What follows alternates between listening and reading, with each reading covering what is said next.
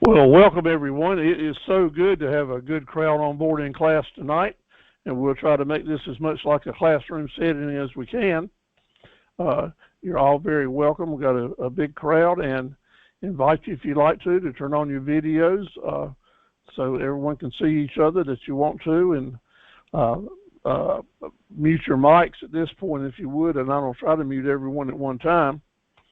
But if you have a question or you want to stop me, you can use the platform by uh, getting our attention here.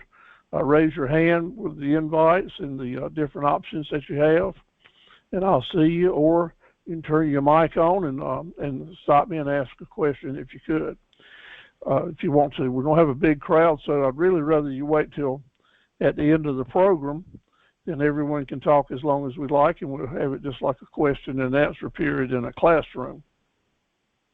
But it's so good to see all of you, and we'll get started now. Tonight's topic, this is number 3 in a series of 7 lessons, and we're connecting it all as we go. Our first lesson was about things that what we'll think about as we're starting our business.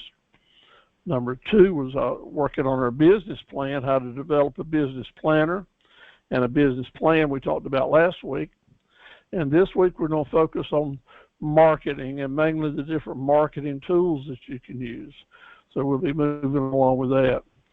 Marketing a small business is really important, and basically what we're going to focus on through the rest of the series is having you to think about your menu of products and services, declaring them as your marketable profit centers so you can estimate their value to you in your business plan. And tonight and in week 4, we'll talk about targeting groups of customers, trying to figure out who they are and where they are. And then the basic business skill of forecasting, and how as you move your business forward, it's so important that you do your best to have a crystal ball and look forward. We'll talk real strong with that, not only next week in week 4, but also in week 7. We'll talk about negotiating and forecasting. How many do you need to have? How much sales can you generate with this product? What kind of planning does it take to have it when it is ready? And so it's all about having to power up. In other words, move from not doing so hot, but being kind of slow. But let's get this wheel rolling and moving along so that we can jumpstart our sales and jumpstart our knowing what's next. And our business plan tonight is, and you'll see it when we're finished, it's all about telling us what's next. Our golden goose, I like to call it the golden goose plan, because we're after not only a golden egg, but we want a lot of golden eggs. So I like to call the marketing plan that I promote and use myself in my business the golden goose marketing plan. I'm Steve Carver. We do have 1 or 2 new folks with us tonight. I want to welcome you so much. I'm Steve Carver. I'm talking to you from my home office studio in Dunn, North Carolina, over in the middle of the state. This is my presentation number 1019, so I'm well on my journey, and I appreciate you being a part of my journey and doing this as well. I'm not a lawyer, and I'm not a tax attorney, not a CPA, but I am a fellow that's been in business now for 64 years, learned a lot of lessons along the way. I'm still very active in my business, not only talking directly with customers, but also serving them on the internet, and have a huge customer base for my internet company called carverequipment.com, which you're welcome to visit at carverequipment.com. You'll see basically everything that I teach, because I try to use it as a teaching tool as well. Tonight we're sponsored by the James Front Community College at Kenansville, North Carolina, their small business center, and by its director, John Hardison, who is a great fellow. He is a CPA, so when you schedule your appointment with him after and you're asking for help or advice, he is qualified to give you professional CPA advice, as well as he's in business and does a great job with his businesses as well as his small business center. His office is over in Warsaw. It's not at the college. It's over in Warsaw on Penny Branch Road. Got a very nice office over there, private setting. So give them a call. It'd be just like you adding a free employee to your business when you utilize the Small Business Center. Several new ones, so I will mention tonight. Use your chat button to make sure you give me your name and your email address and your hometown. Any questions or free study guides that you want, that's the place to ask for them. But we're pretty much email based here on how to communicate, so make sure I've got that name and email address. 14 study guides hopefully were emailed to you. Some are just basic references, but some are very, very important to you. Well, the one number 1019, is our talking points for tonight. So if you want to print that and get that out and use it to make notes on, that's a good thing to do. The 40 drill skills are there. A graphic with a 5-star marketing plan that we'll talk about later. Your homework assignments. A little story called Acres of Diamonds that you might enjoy reading. The fair market value, what it's all about. We'll talk about look and hook marketing tonight. We'll talk more about our marketable profit centers, merchandising, mirror vision. That's a little statement that I wrote to help you think about marketing, how to name your business. The MVP statements, which y'all are doing really well on. That's a handout that basically gives you lots of good ideas on how to write your own and how to price your products and all about DBAs. So this is a treasure trove of good information for any and every entrepreneur. So if you didn't get these and you want me to send them to you separately on the chat button, make sure you just say, Steve, please send me the handouts for tonight, and make sure you give me your name and email address, and I'll tomorrow I will send them to you. Again, my job is not to step on your toes, so if it seems like I'm doing that, I apologize in advance, but I am going to be as assertive as I can. Some of y'all have dedicated now already 4 hours to our program, and tonight I make it 6. So you're making an investment, and I congratulate you to do that. And I recognize that. I appreciate how hard some of you are working, and I will try to keep motivating you and encouraging you to keep going so we can get to the finish line. So first of all, I want to give us a special thing tonight. We've got an invitation.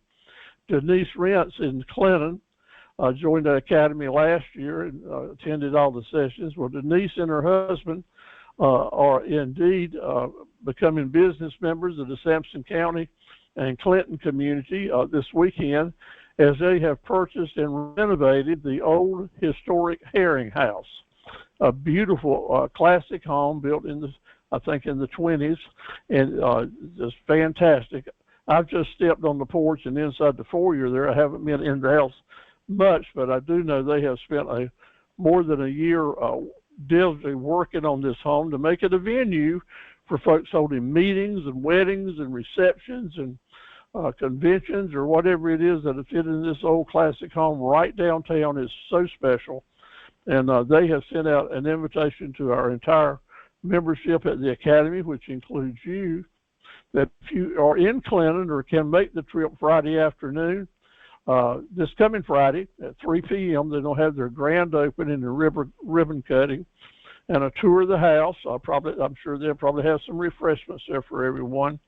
But mainly it's just a way for all of us as entrepreneurs in this area to give them a great big kickoff, best wishes and such as that. I plan to be there, and if any of y'all would like to come, make sure you look me up, introduce yourself, and be around. I'll be there probably from 3 till around 5, and also after that, if anyone wants to go get together and go across the street to Fernando's and Alfredo's and have a Italian dinner, we just might do that if anyone has an interest in it, or we'll hang out somewhere and chit chat. At any rate, it's a good invitation for us to get together, and so happy for the Ritz for opening up their new historic home. So that's this Friday, day after tomorrow at 3 p.m., the grand opening right downtown. So I'd like to see all of you there. All right, let's talk about some work that we're all doing. Valicia is with us tonight. She's been working hard over in Willards, putting her plans together. So thank you for the work you're doing and staying in touch with me. Kenny's been in touch with me this week, and I appreciate what you're doing and all of that. So keep hanging in there. Let's see if I can.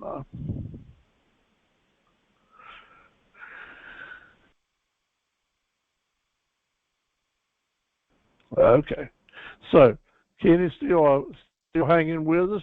Sydney's staying in touch, and thank you for what you're doing, Sydney. I hope you're getting a few orders for your T-shirts. So glad to have you back on board tonight. Amy's staying in touch. She's talking about all the things that she's doing, and we appreciate your work. And Tamika's has gone the extra mile this week. She sent us some great pictures of her and her team. Tamika, I hadn't figured out which one's you yet, so you don't have to send me an individual one, and we'll focus on you too and tell me about the other crowd as well, okay? So yes, sir. You do that for me if you'd like. I will. All right, let's see here what we can do. So what you did send to me was you thinking about your profit centers, and they're very interesting. I'm not quite sure I know what body contouring is, but it sounds good to me. So if you think I'm a candidate for it, you don't have to tell me what you can do for me. But I know what about massages and vending machines and ice machines. And what I do know, that the vending machine business is a very lucrative business. The key is getting your established machinery and then going out and finding places you can put them on a rental or a profit sharing basis, and this is a good business to get into. And as you and I had talked earlier, I'm looking forward to seeing where you go with that, and if I can help you with it, I will. I mentioned to you that I know some folks that are in the vending machine businesses, so remind me if you want me to send you some information about them. But what I did especially like about you did send to me was your mission, vision, and promise statements. And Tamika has done some things here that we all can learn from. And again, tonight we'll spend some time talking about what y'all have sent me. And what I especially liked with Tamika, she used words. She used the buzzwords that was saying that her business under her leadership will be something special. It's not just good, it's not just average, or I think I'm going to do this, or I think I'm going to do that. You use words throughout your mission, vision, and promise statements that are saying to your potential customers, you know, are going to provide high quality services, remarkable services. You know, lead by example. Don't treat all your customers with integrity. Those are the kind of words that a customer really wants to see and will talk to them. Now, you got to remember when you're doing your mission, vision, and promise statements, you're doing more than just kind of sharing how you're feeling at the time. What you're doing is putting a statement out to your potential customers to read, and you're telling them what you plan to do. But more than that, and what I have found so helpful for me is once you put that statement out there and you have it in the items that you're sharing online, and you're reading it every day. I'm reading my own statements every day, and it really helps me remember why I am trying to go the extra mile, and it refortifies my commitment to have a better and a more meaningful company and kind of raise the standards. So, Tamika, I appreciate the words that you're using here, and they're so important. Remember, your statements are what you write today. And as you read them, you may want to go back and change a sentence or two anytime you want to. And of course, it's your statement, so that is your prerogative to make it. So I really like what you had to write here. Thank you for a great logo. You've got that in a slogan, "We Got You." Fantastic. That's grade A, and it really looks good. Good marketing, and I appreciate it. Monique is back with us tonight, and she is certainly hanging in there. Looking forward to seeing even more greater work from her. I do want to see some videos from you, Monique, so start working on those as soon as you can. Hopefully Vanessa will be with us tonight. I don't see her online so far, but maybe she'll join us. She is a really fine young lady, just getting started with her businesses. Five Alarm Logistics, and she did send to me. She said, Steve, tell me what my next homework is. So I'm going to go over this now with everyone so that we can do it. Your homework assignments basically are going to be the same assignments for the entire 7-week period. And if you can achieve these, a significant number of them, that's going to make you eligible to get special extra mile awards and become members of the Academy. But the YouTube videos are going to be critical. We have all got to do a good job learning to make the videos. And later on, some of you have done a good job this week doing that. But it's not just do one, but it's to do one as an introduction. It's to do one as different products that you're doing. Listing these profit centers down is critical for your business plan and critical when we get into marketing tonight, knowing how to set up our marketing plan to reach individuals. Your Facebook business pages are critical because it's free advertising that you can get a jump start on your business. But a Facebook business page has to start with a Facebook personal page. So I want you to start doing that. Be there. Send me copies. Everything I need for you to share with me so I can share with the other folks.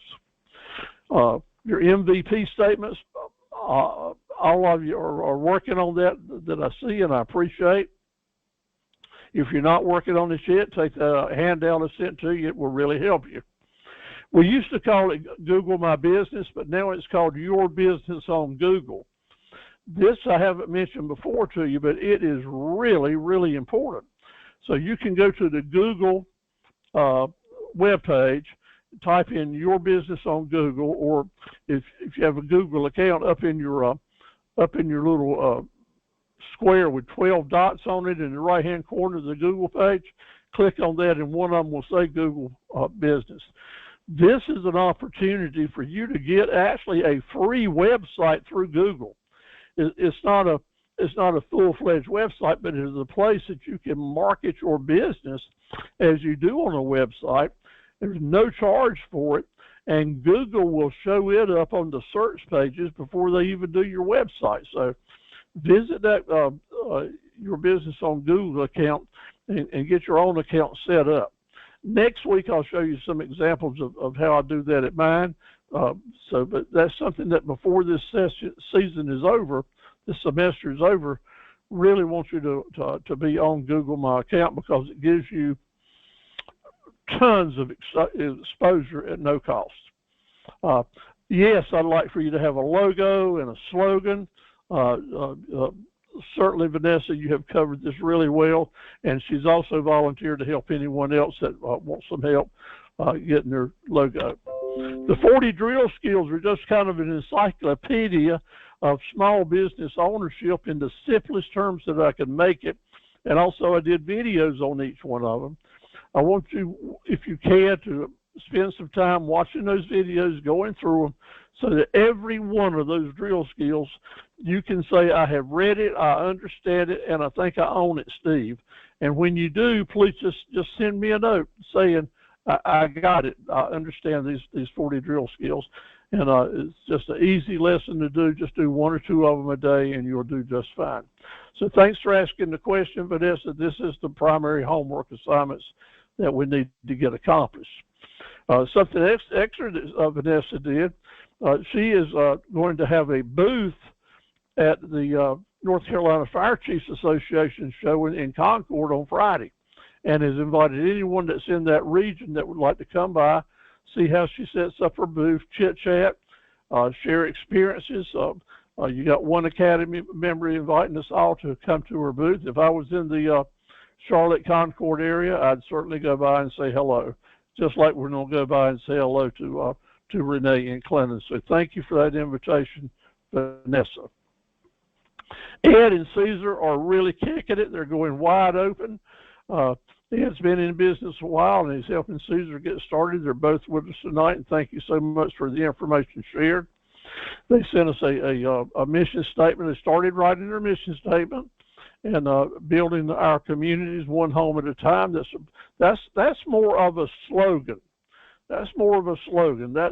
We need to work on that for a mission statement. Look at what other people are doing. But building our community one home at a time is a very perfect slogan to have. So y'all keep working on that. There's no timeline on it. Just do the best you can with your statements. Core values, right on target. Anyone thinking about doing business with you will see indeed that you are going to try to maintain indeed good core values, which means folks will be more likely to do business. If I'm looking around at 10 contractors and I'm kind of looking at their website or their brochures, and I come across one, and probably in these days you won't find but 1 out of 10 that has listed their core values and their mission, vision, and promise statements. And if I like the sound of that, that's going to put them at the top of the list when I go asking for the rest of the quotations or information. These are very important to future businesses. So they also, Ed and Caesar also gave us some marketable profit centers. Very good, very appropriate, such as that. I like the way that you said that not only are you going to be fix and flip some homes, that's selling homes, but you're also planning on holding some of them in an investment group to rent through VRBO and for Airbnb. That's good planning. I like the looks of that. You mentioned down at the bottom decks and paint. In these, I'd like for you to be more specific. Say more about what types of decks or the size of them or the price ranges, because just saying decks doesn't help a customer know that they might want to do business with you. So you might say decks from $1,000 to $5,000 on one line, and then the next one down say decks from $5,000 to $20,000 to let customers know that you do have some range and some negotiating room. And when you just say paint, you need to list about what your specialties are in painting: inside, interior painting, exterior, outside buildings. Be more specific with these marketable profit centers, and that will help customers decide whether or not to call you. But more importantly, it will help you write a better and more responsive business plan. That's just some tips on that. I want to tell you that whatever you send me, it can be as close to perfect as it can get. And as a business coach, I have to look at it and try to give you some ideas to maybe how to improve it a little bit. That's just the nature of things. So what I really also appreciated the fact is that Ed went ahead and started on his goals for his calendar. And each and every one of us need to have these goals done, and it's a very good thing you did, Ed. And Caesar, I appreciate your doing it, and I don't see a thing wrong with what you're doing. January, February, and onward, that's very good return on that homework. So I did want to mention one other thing. Ed is thinking about several different types of businesses he's going to do, and kind of had the logic of, I think I want to get an LLC for this, and that. I want y'all to remember that one of the easiest way to keep the cost down on your company as you're growing it is the use of DBAs, doing business ads, because you can have a lot of DBAs under one corporate roof and not have to have different sets of books and lawyers and accountants for each and every company. The use of DBAs can be very, very good. All right, we're going to keep harping on the video, so let's talk about that a little bit. I'd like for y'all to take a second and turn your volume up, because we're going to be looking at some videos that y'all have shared. Fantastic work, and keep in mind now, these are just the beginning. We all have to start somewhere, and the starters are more effective than not having any video at all. So I'm going to show you some starters that y'all have done, and then show you some that you have done that we have enhanced. And help the entrepreneur enhance them to show that if you start with something that you can work with, you might just be amazed at what you're doing. Penny is with us tonight from down in Wilmington. She has done a great job writing her mission, vision, and promise statements. We're going to talk about that first. I wanted to mention to Penny, as just mentioned back to folks earlier, that to provide good customer service, that, Penny, there is an opportunity for you to say to provide outstanding customer service. The word good there is mediocre.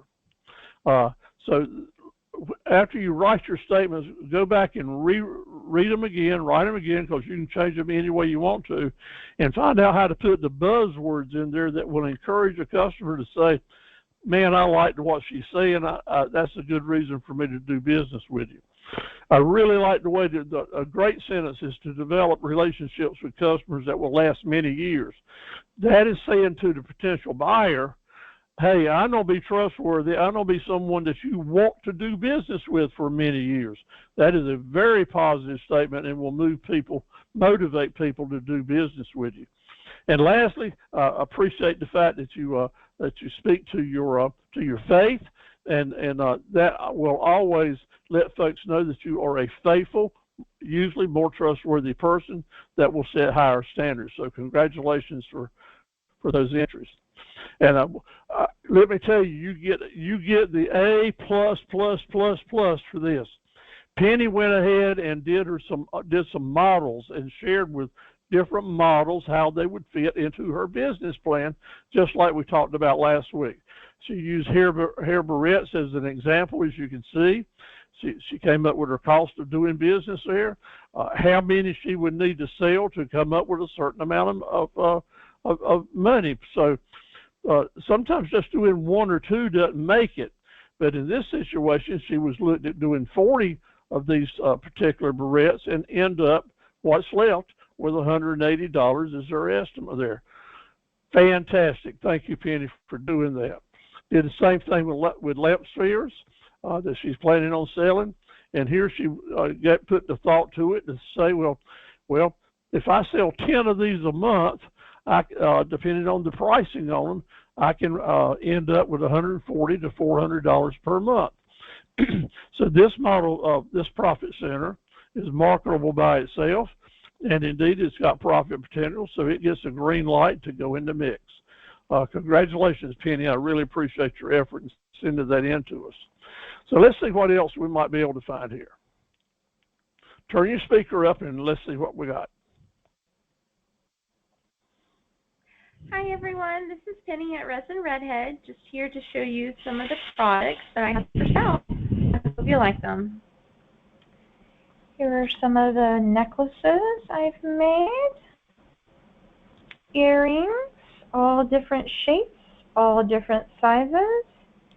Check me out on www.facebook.com/Resin Redhead. Resin Redhead, how about that? Penny, that is fantastic.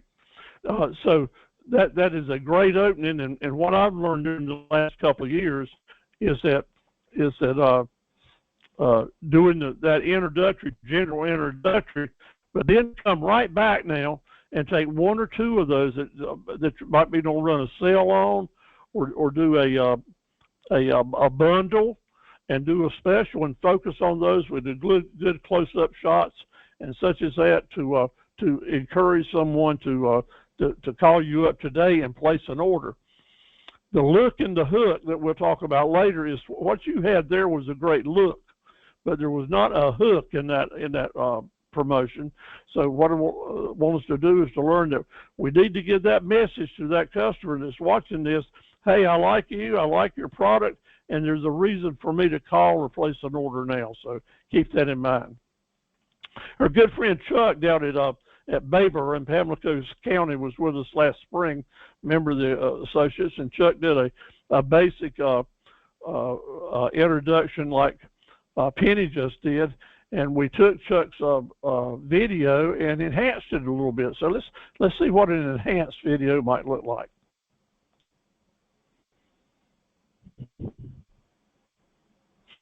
First of all, notice that when you're enhancing the videos, we're able to put script at the bottom. It includes some still pictures. As long as we got that original video to work with it, we can do a lot more stuff with it and add it to enhance its value.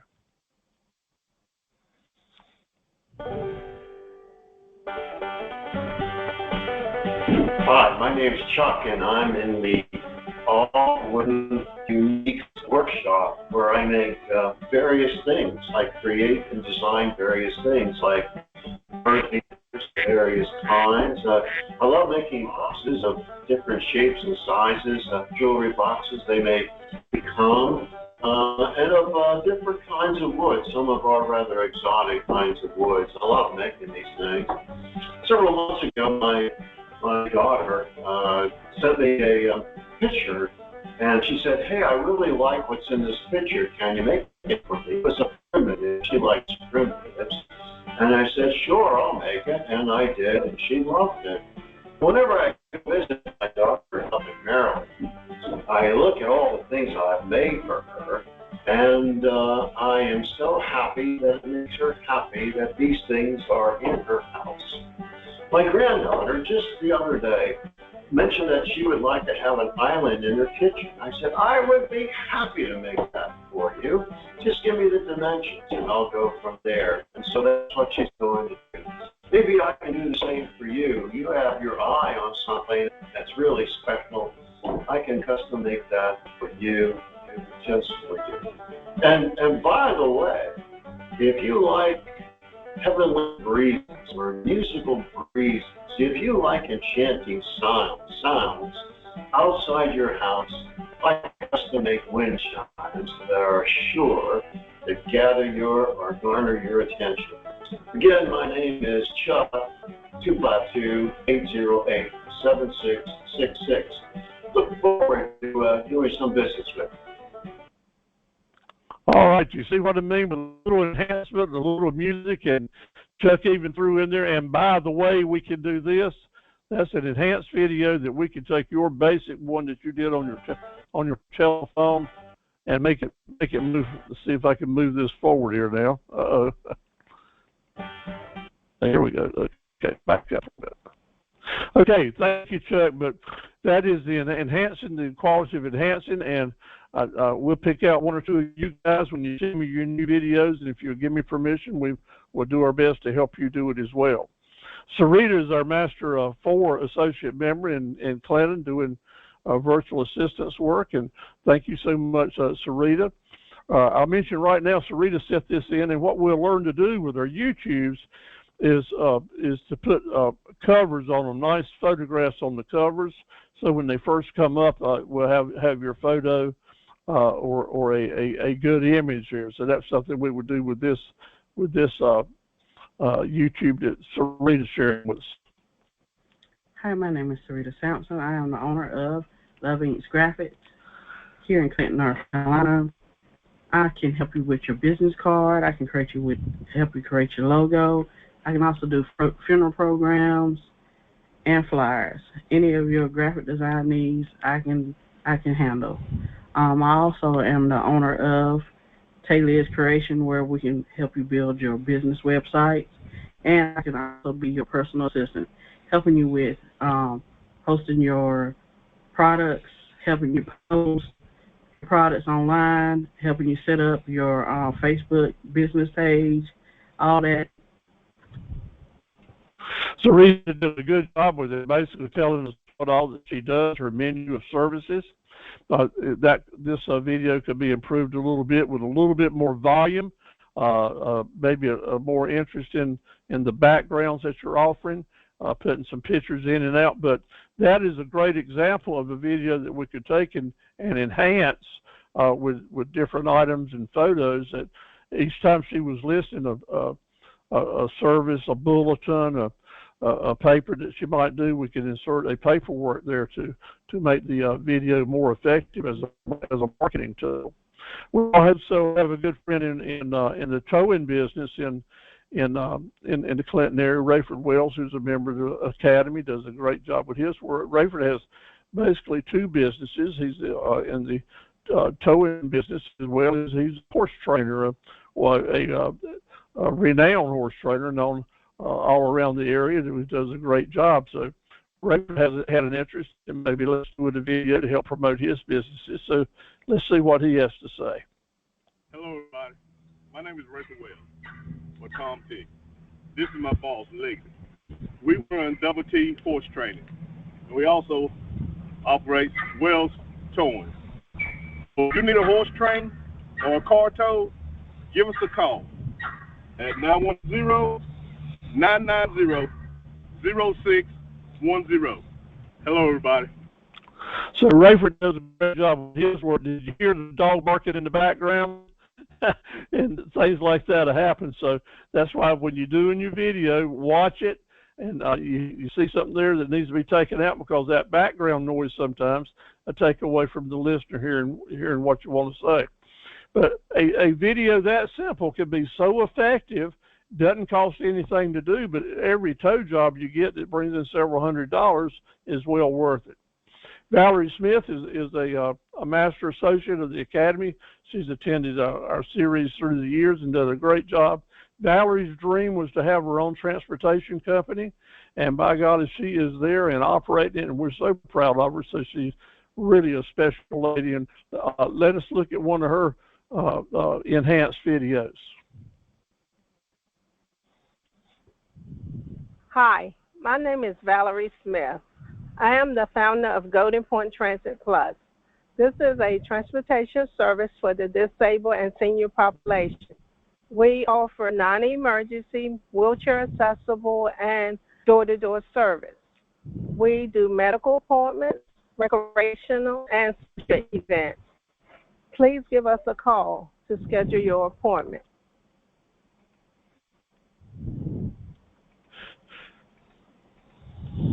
Wow. So Valerie has a short, very sweet, and let me tell you, it's proven to be a very effective marketing tool for her. We had some help with that with another one of our associates down in Wilmington. So if you want to carry your message and crank it up to the highest degree, something that could be going on television tomorrow, it doesn't cost hardly anything to do it and has a great chance of bringing in a good return. So right from the Dublin County area, Beth was with us during our last semester, and a great member. She went through all the steps, and she's using and promoting on Facebook now. I hope her business is doing well. But Beth has some great images and a great message, and she operates as Honeybee Health Coach. So let's look at her enhanced video advertisement. Beth Olmstead is your Better Health advisor and coach. Call or email today to begin your journey to better health with Beth. Hi, I'm Beth. I'm the Honeybee Health Coach. I am a registered nurse that provides chronic disease education and health coaching to help you reach your health and lifestyle goals. Also, as a beekeeper, I find there's a hive mentality of everybody pitching in and taking care of each other. This is a good example of where we are inserting photographs and also text using Beth's original video that all it basically had was the background, this pretty background. So one of my virtual assistants did this work for us. It's really important and something that healthcare should strive for. I look forward to working as a team to help you reach your health goals. Take care. Call or email your Honeybee Health Coach today to reserve your online appointment. That's a good example of having a third voice come in, or a second voice, to enhance the messaging, to really capture more attention from the listener, and that can be done very, very easily and for almost zero expense. Beth. Okay, that's some great examples. Thank you all for what you've shared with us so far. I'm looking forward to getting videos from every one of you, and we'll move forward on that. Now, next week I'll send you lots of other sample videos that I've done in my business.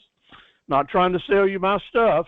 I'm just giving you examples of what you can do, or what our associates that are members of the Academy can help you do, enhance your videos to make them first class and to help jumpstart your business. My job is to encourage you. Your job is to find the endurance to stay in the game, and to stay in the game of entrepreneurship. Having good videos promoting your business is a good way to do it. We've already talked about the homework, so I'll skip that. So here's the raw video that we did for CarverEquipmentCompany.com. Notice the music, notice the text at the bottom, and how we try to get a good message into a short video.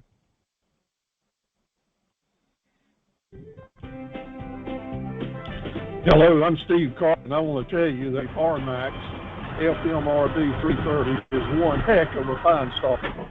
I had the pleasure to go to the field with it last week. We shot this video for you. It's just fantastic. We sold several of them to fine straw contractors, and they are 100% happy. I'm looking forward to you giving us a call so I can give you a quote at a really good price, ship it to you anywhere in the United States, and then get a message back from you how pleased you are.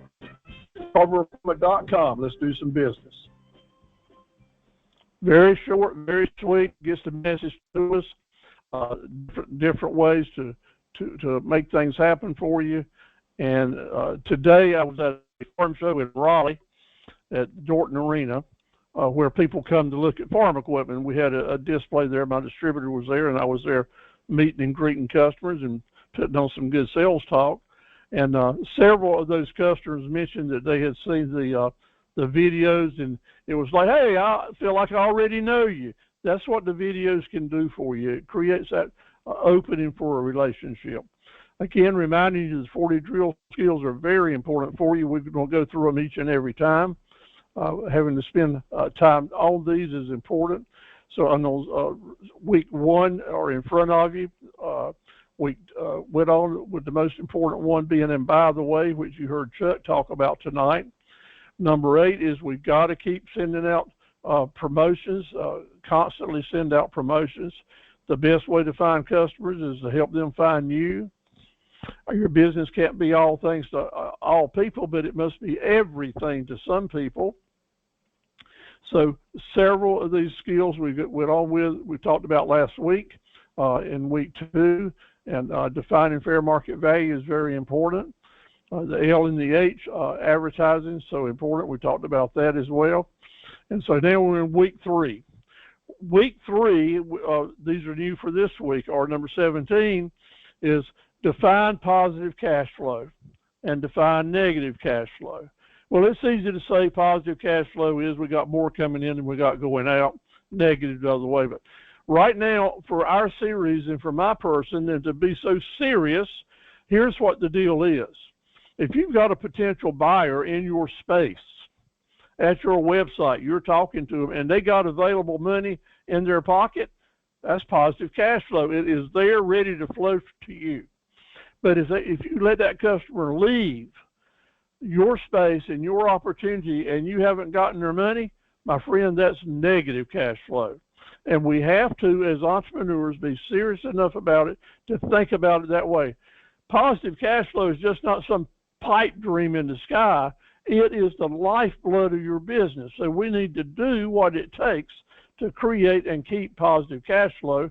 And that's why I'm harping on so many of these little real fine points that I know will help you do that. If in our business we are saying take it or leave it, that's the message we're giving to our customer. The rest of the story is 80% to 85% of the customers will leave it to keep shopping. At the farm show today, I had some customers ask me what the price of this was and what the price of that was. And I told them, and I immediately said after I said the price, now we got several ways you can make this a little higher or a little less. You know, how much freight we put on it, whether you haul it yourself, whether you assemble it yourself, whether you pay for it with a credit card or a wire transfer or cash. Lots of different ways that we can make this price change a little bit. That's the message the customer needs to hear. I can have something to do with this pricing. So we'll look at that and figure out how to do something, say something more than take it or leave it. So as Penny was in her video was showing us the jewelry she had tonight with the prices written on it. The next video she does, I want it to be maybe of a bundle or focus it on something. And part of that message is this unit retails for $39.99, but we can sell it to you for this amount of money if this is the circumstances, or that amount of money. That little extra messaging is saying it is not just take it or leave it. We got some different ways that we can help you buy this, and you can have something with the price. That doesn't mean you're going to start discounting and giving your profit away. It just lets the customer know that you figure out a better way of merchandising than saying take it or leave it. We'll talk about the 3 times rule later tonight. That's going to help you set your pricing. And also the 27 times rule is very important. It'll be explained to you a number of different ways, mostly next week, but it's a real important marketing tool. Bottom line here, and I'll go ahead and plant this seed. A customer is going to have to hear from you 9 times, 9 messages before you don't have a chance to sell them a big ticket item. There'll be an email here and a telephone call there, an exchange of pictures, conversations. Generally, a significant sale or contract isn't closed until there's been at least 9 exchanges between the entrepreneur and the potential customer. So also, if it's just looking at ads that they're running, if that's the way they're going to hear from you, customers will miss your ads 2 out of 3 times, even when you've written them in the best places or picked the best location. 2 out of 3 times, people will miss seeing your ads. So when we multiply 9 times 3, that's the 27 times. The 27 times rule teaches us when we're doing a campaign, trying to get our messages to our customers, we need to consider some way of getting our message to them 27 times in order for them to see them 9 times. And I'll show you how that's done, but more importantly, show you how that will cut your advertising costs down, following this rule, to have effective advertising, probably by 75%. It's an important way to do it. Yes, if, no, but negotiating, that's yes, if, no, but, teaches us to keep the customer talking. Learn ways in our negotiating and building relationships with a customer to say something other than take it or leave it. Yes, if, no, but helps us make counter offers. Excuse me. Counter offers with customers to keep them in the game. I wrote a book on this, a little very light teaching book that's important, and we're talking week 8. Excuse me. We're talking week 6 about negotiating, but yes, if, no, but keeps them in the game. Now, in your drill skills, I go into it deeper, so I'd like for you to watch that video that's mentioned in your drill skill handout. What are the most important web pages that you can have on the internet? What are the most important web pages that you'll have? Number 1 is your mobile page. That is the page that people see on their telephone. And did you know that when you're doing a website, you have website pages and mobile pages and tablet pages? And if you don't pay some attention to that, you'll end up with just having your web page to show up on a telephone, just like it shows up on a computer screen, which generally means it's so big or so small, whichever it is, that it's hard to navigate. It's hard to understand what you're doing. So mobile pages have to be designed to be easy to read and to bring your business. We'll get into that really deep later on.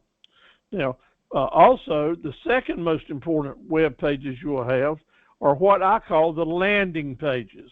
Those are the pages that actually do the selling for you. Because you can have 2,000 web pages. I think in my websites I have a total of 2,700, but I only have about 100 of them that actually do the selling, and they are designed to motivate that customer to let's buy. And I'll show you how to do those as well. So number 1 and number 2. By the way, we'll have a quiz at the end of these 7 weeks.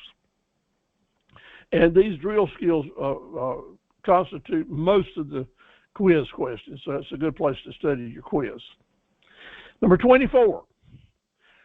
We want customers to come back. We need that repeat business. That's what keeps us in business year after year after year after year, is repeat business. So let me ask you, Brandy and Amy, what is it that keeps those customers coming back? Why?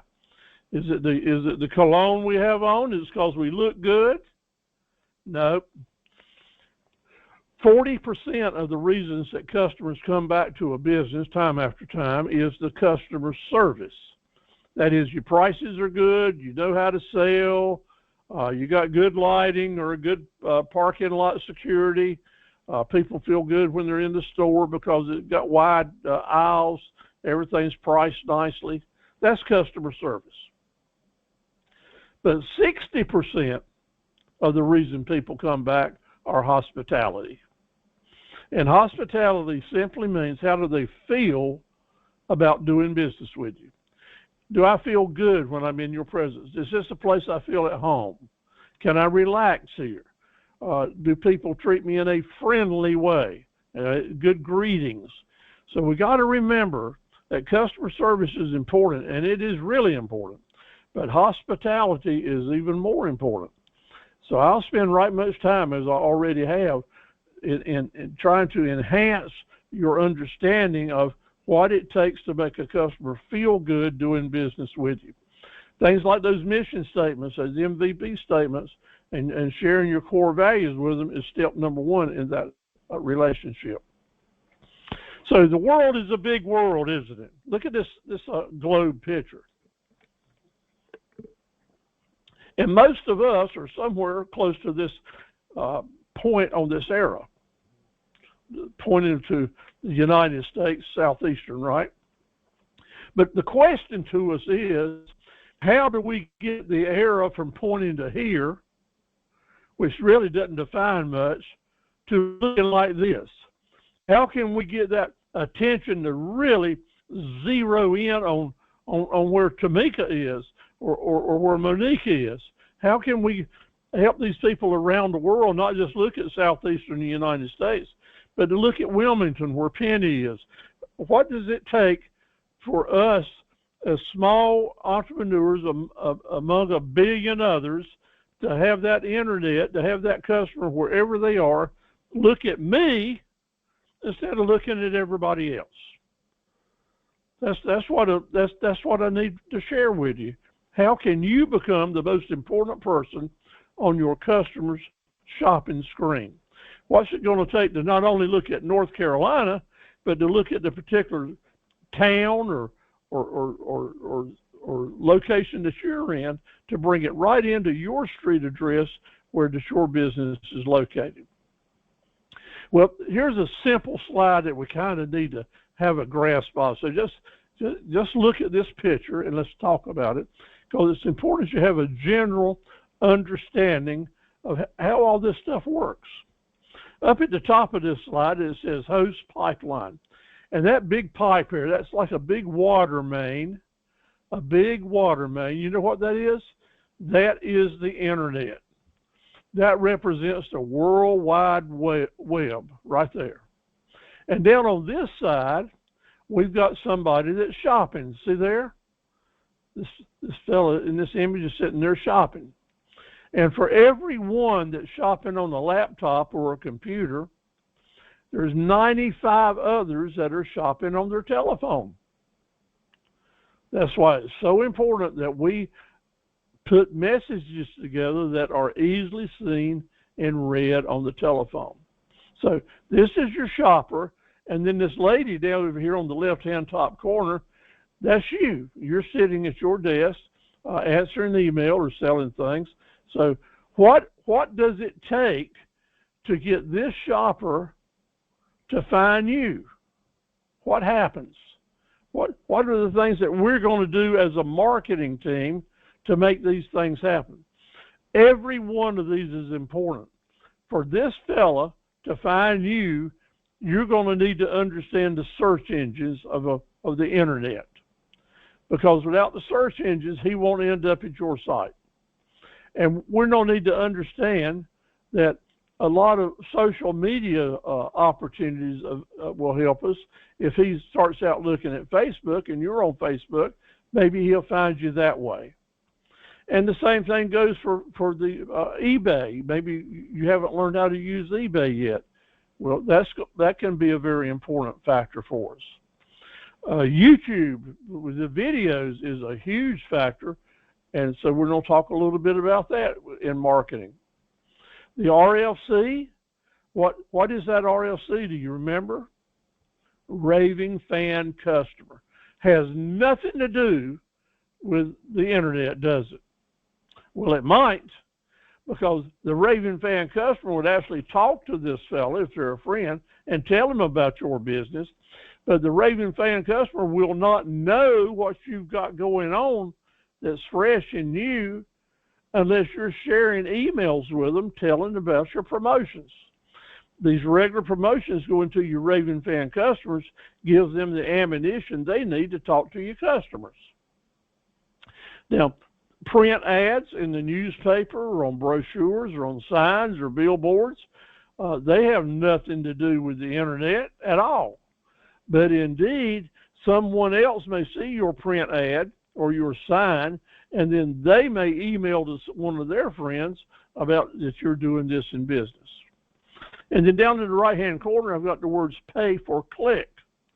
That's a method that we can use, that you can put an ad up on the internet with certain social media or in your websites, and then hire a company to say, if somebody clicks in one of your search terms, depending on how much you're bidding, I'll see that you move up to the top of the line, that you'll have the best placement for that particular product or services you're looking at, and you can actually buy position by doing that.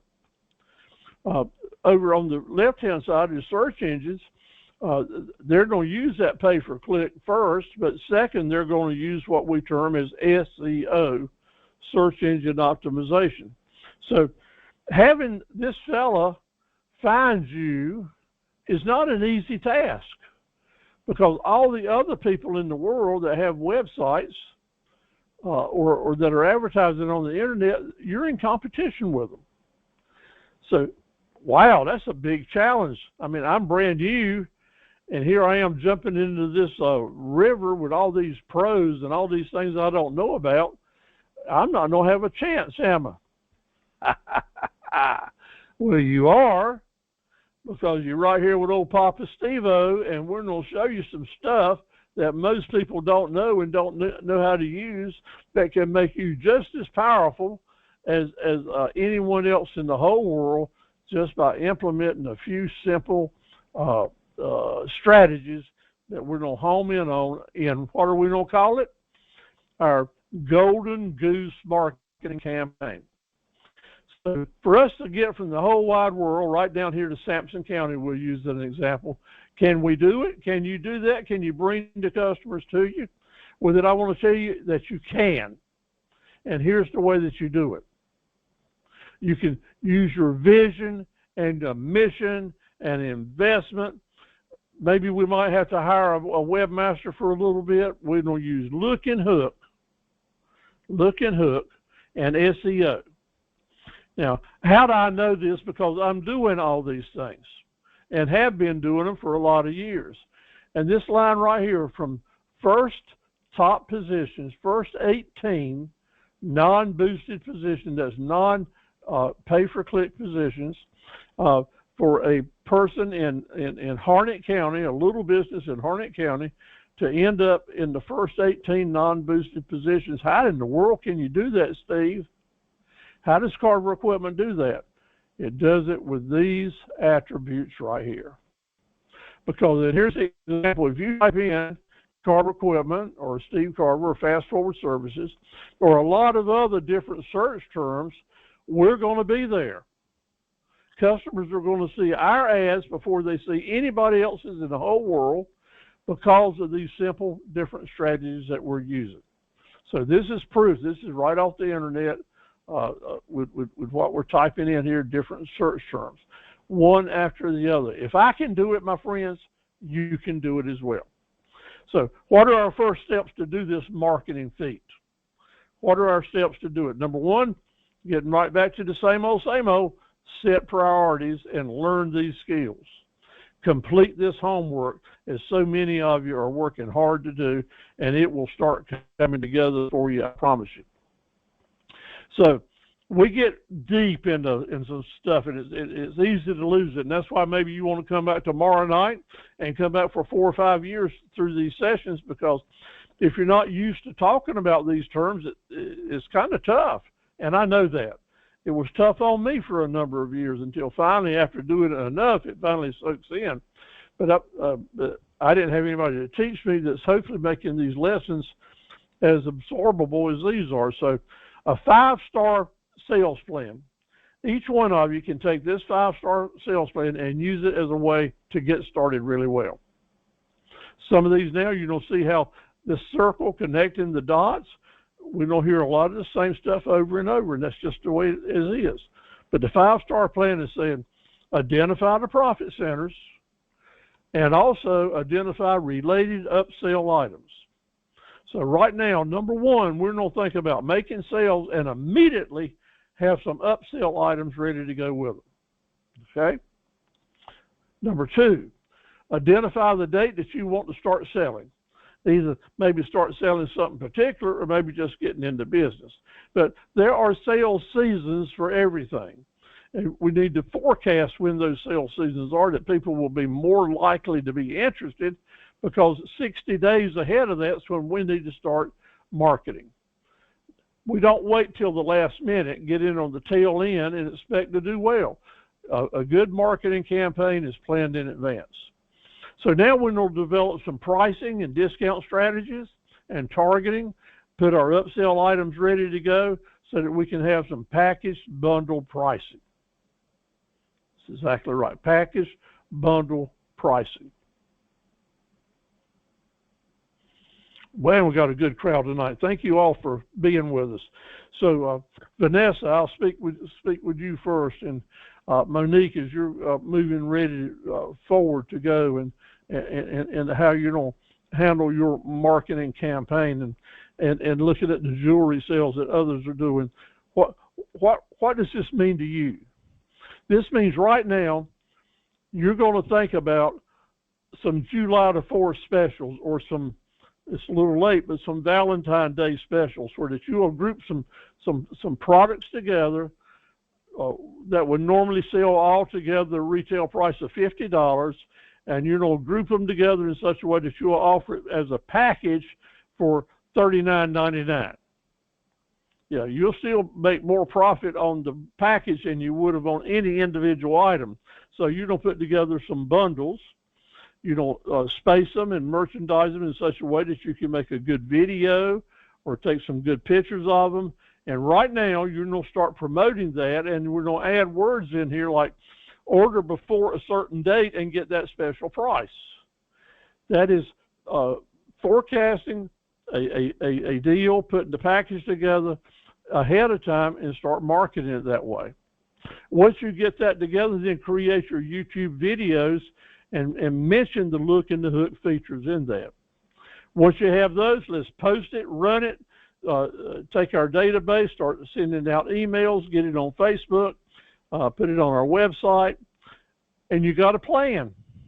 You got a plan. And a little plan is better than no plan at all. And we'll do it on one set of items. We'll see how that works.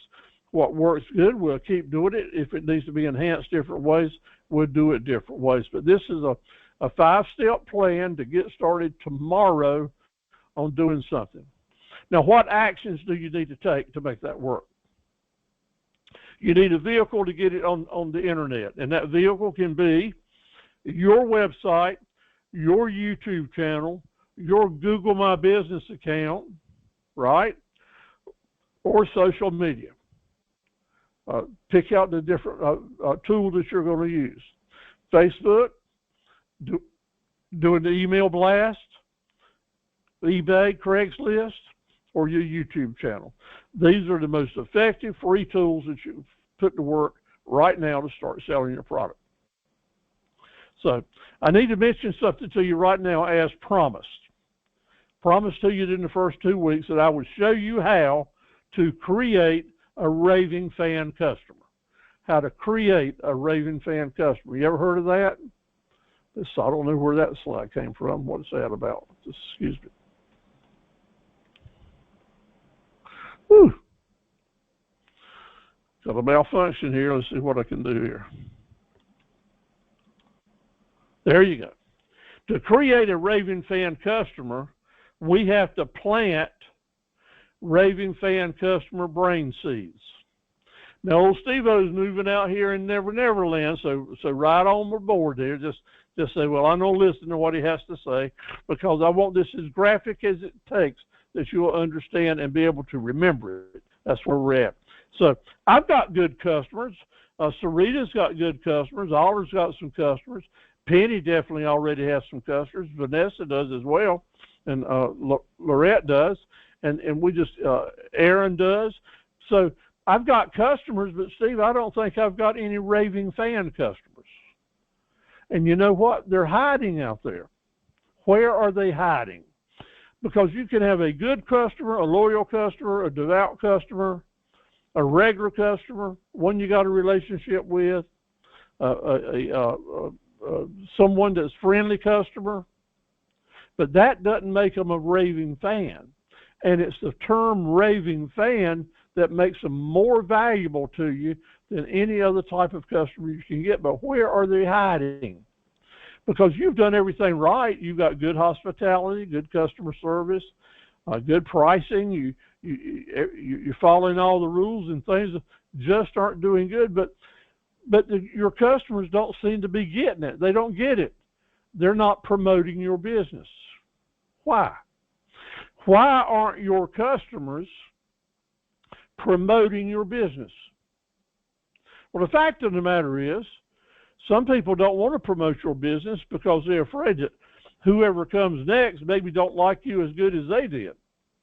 And they don't want to take the chance of misguiding someone. But we got to get past that, because our goal as entrepreneurs and my goal as a business coach is to make sure you have raving fan customers, and you can't do it unless you plant raving fan customer brain seeds. You got to plant those seeds. So we're planting seeds in their brains. So let's, if you got young kids, you might want to have them not look here for a minute. So let's just imagine we're going to take a shovel and dig a hole in somebody's head, right into their brain there. Absolutely. You can't plant seeds unless you make a space for them. So we're going to plant those seeds. So step number one, and let's just pretend that these brain seeds look like maybe Rice Krispies or pieces of rice, just like here, and we're going to shake them out and let them fall right down into our good customer's brain, because we've opened it up for them, right? We're going to let those brain seeds go right on there. Y'all with me? Say uh-huh. Say uh-huh. Yep, because that's what we're going to do. So we're going to do that. When we plant those seeds, we're going to do it with step one. And here's what step one is. How do we plant the seeds? You say something to them. You make a pledge. And that pledge is, I'm going to do everything I can to see that you're 100% satisfied with our products and services. I'm going to do everything I can to see that you're 100% satisfied with our products and services. That kind of sounds like a mission or a promise statement, doesn't it? That's right. It would make a darn good one if you want to use it. I'm going to do everything I can to see that my customers are 100% satisfied with our products and services. You have planted the seed when you say that to a customer. When is the last time a store owner or a business owner told you that? Or if you're doing business with CarverEquipment.com, old Steve-O, I don't tell you that every time I send you a quote in writing. I don't tell you that all over my web pages. Keep making that promise, because that is planting the seed for the first time. And then we're going to cover up those seeds, pack them in, put that hair back, pack them down nice, clean it up, maybe put a bandage on it.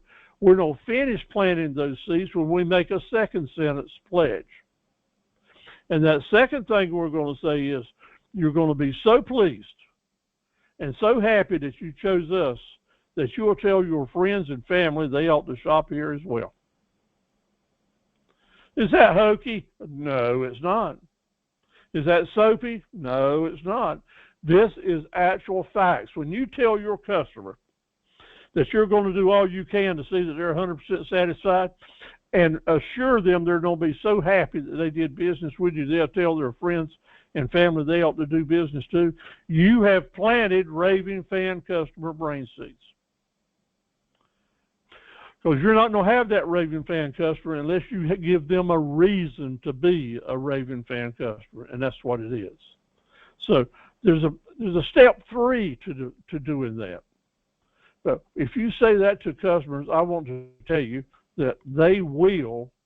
The human nature in us says, if you do what you promised, then I'll do what I promised. Well, they didn't promise here, but you planted that seed. And there's another step that we have to do to see those seeds start growing that we'll get to a little later on. Now, to be realistic, the world, and of course, Eastern North Carolina and your business has just seen COVID come blowing through, right? The COVID virus changed everything about doing business one way or the other. But here's what we got to do now when we're bringing in marketing. Because of COVID, I have to tell you that if we're going to reconnect with our friends and family and customers, and we do have to reconnect because everyone now is figuring out different ways to do business. And if you've got friends, families, customers, then I want you to reconnect with them because a lot of us have lost the connections. And then as we're looking at our business plans and our marketing plans, what we have to think about now, really serious, to live in the world after COVID is drive-through and take out and pick up.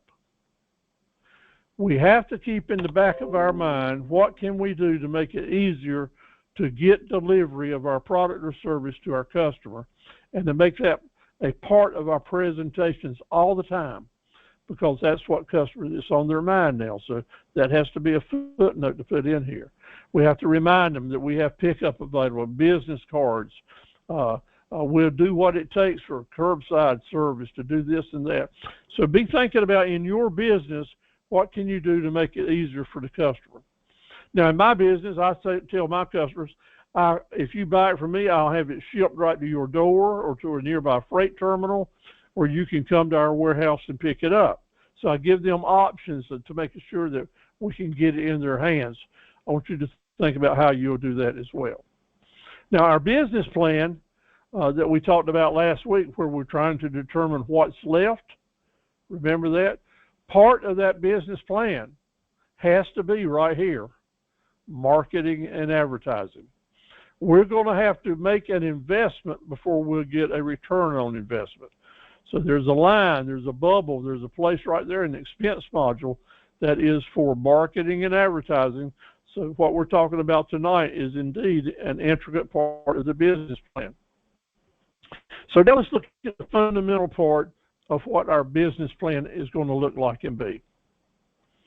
Remember that I said that we're going to always connect our dots in a circle. We connect the dots in our marketing plan in a circle as well. Because this circle, just as these arrows, this graphic was done by one of our Academy associates for us, and we appreciate that. But this graphic here represents arrows going in a circle.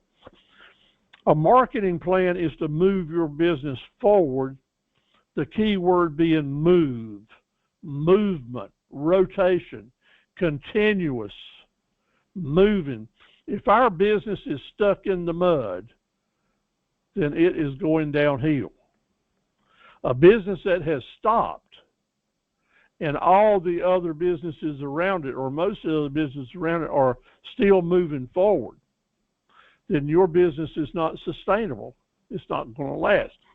A business has to keep moving forward with a plan about what are you doing now, Joanne, and a plan, Tisha, about what we're going to be doing next week, and Amy about what we're going to be doing week after next, and on and on and on. So we are thinking about the future as we think about today.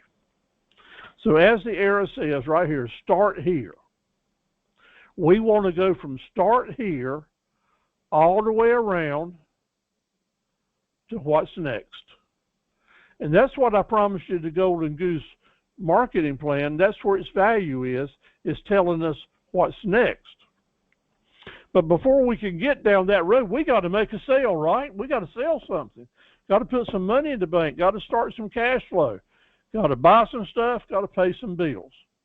Need to learn how to sell some things. Need how to close deals.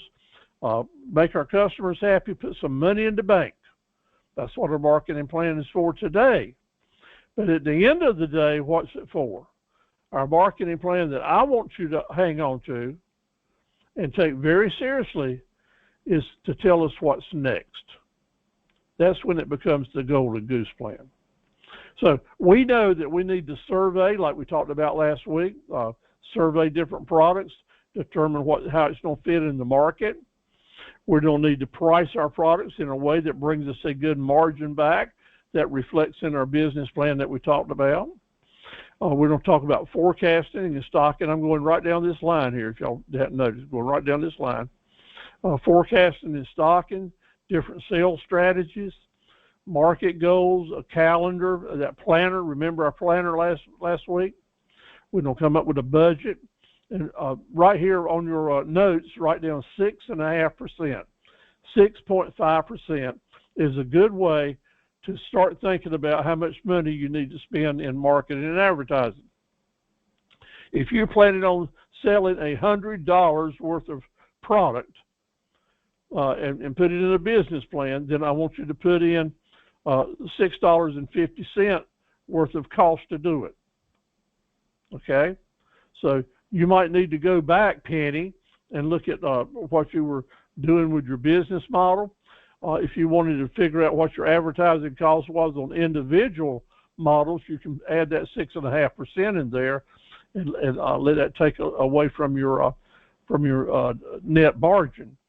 Some people would put it there one. I like to do it like if I'm going to run a special deal on a certain piece of equipment and maybe focus it as a targeted advertising, then I would put that 6.5% cost of doing business in that particular model, so I would be able to tell how many of those items I'll need to sell to get my money back. How many of these do I need to sell to have my return on investment? And that's just a little footnote there that might help you as you're building your models. When's the advertising campaign will start? And we're going to do it with Look and Hook. Now, Look and Hook, we'll get back to a little bit. So we got everything ready. Now it's time to have a grand opening. No. If you're just getting started, I want you to have a soft opening. Test everything out. Test your business knowledge, your ad machine. If you got a restaurant, make sure all the burners are burning. For several times, give all the customers, not all the customers, but all your employees, all the things that might go wrong, give it a chance and a soft opening. That says open your business before you have a grand opening. And then once you're ready, you got everything working, all the light bulbs are working and the commodes are flushing and the parking lot's cleaned up. Once you're ready, then you would promote a grand opening to bring in a lot of people. And what you're going to do when you bring in that lot of people is you're going to start planting raving fan customer brain seeds. Because you don't want a lot of people to come in before you're ready, because they're going to leave with a negative attitude. You want everything positive. You're going to plant raving fan customer brain seeds to a lot of people for your grand opening, either in person or on your internet or at a pop-up show. Make sure you're ready to have that grand opening, because that is going to be a really important day for you. Okay, we're open, we're up and running, and we're closing sales. Customers have responded to our marketing campaign, and they have come. This is when you get a way to go, your marketing plan's working. You went from nothing, and here they are ready to buy stuff and handing you money, and you're closing deals and making deposits. So is the marketing plan over? No. It's halfway over, and you're doing good so far. But now, to get a golden goose marketing plan, we got to do a few things. First of all, whether the customer bought something from you or didn't, you want to get their contact information, their name and their email address and their cell phone number. You want to get that, because this information goes into your database. Customers that purchased from you as well as those that didn't, because those that didn't are future potential customers that you want to stay in touch with. Now, what's a good way for us right now for all of us to start getting good information to feed our database? Well, you can have a drawing where people fill out a raffle ticket. Part of that filling out that ticket is they're going to write down their name and email address and cell phone number in order to win a $60 prize or a $100 prize or a $25 a week drawing. People will fill out a ticket to get something free. So you can have a way to have people registering online, or at your store, different ways to get those people registering, because those are your future potential customers. Those are your future potential cash flow. So right now, even after we've just made the sale, we're going to start recording information, and what I call there is feeding the database. Right here, feeding the database right there, okay? Then for those customers that bought something for us, the very important third step to a Raving Fan customer, brain seed growing, we got to water it, we got to nourish it, we got to cultivate it, and we do that by following up with our customer.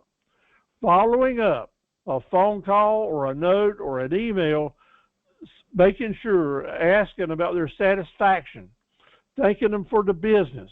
We're following up, and if possible, we want to talk to them on the telephone or in person, because that follow-up call is when they are reminded, because you're going to remind them, hey, we want to make sure you're 100% happy. So that's why we're calling you up. And that triggers their subconscious to know, yeah, I am happy, so I need to tell my friends and neighbors to do business with you. Say amen. Amen.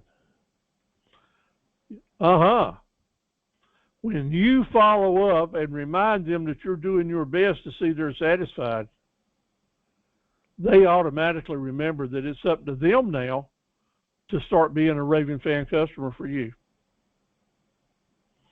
Sounds too simple to be true? Yep. Too good to be true? Sounds that way. But it works, my friends. I've seen it work for over 20 years, 25 years. If you've got a Raving Fan customer, you need to follow up with them and remind them. And once they are reminded on their own, they'll start recommending you. But now is your next step to bring home the bacon. Because while you're talking to them and they are satisfied and they're convinced that you're doing your best to make them satisfied, is when you say, so what's your next purchase going to be? Didn't you mention you were going to need something in March? Or did you say your brother-in-law was in the market for something? Or just thinking out loud, what's something I need to be stocking to have ready for you in the fall?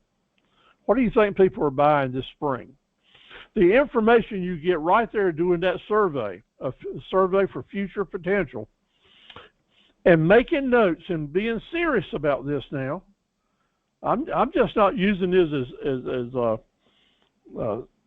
easy going chit chat.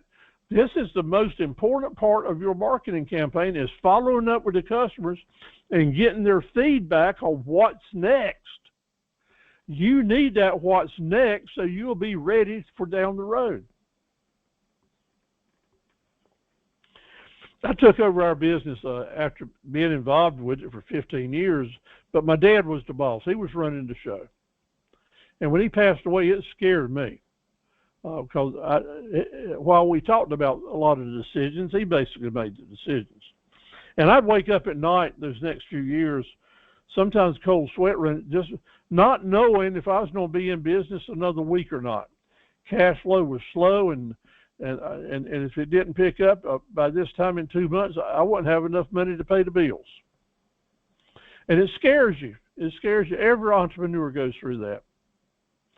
But I will assure you that if you can put a marketing plan together like I've been able to do and so many of my class people through the years, once you have a what's next marketing plan working for you, you can lay down and sleep and really don't have to worry about it that strong. If you've got a good customer base, a lot of Raving Fan customers, and a Golden Goose marketing plan, you will make it, because your Raving Fan customers will keep coming back. People just don't stop buying everything. They keep needing things, provided you have chosen the right marketable profit centers in your business. You want to have a mix in there of things that people will buy when things are good and things aren't so good. You want to have a mix in your profit centers about what people want and what they need, so that whether the economy is booming or whether the economy is sucking, your business will make it if you have a good profits, a good, diverse, marketable profit centers that you can say, and by the way, and you pair that with a group of raving fan customers that are dedicated to you staying in business and repeat business.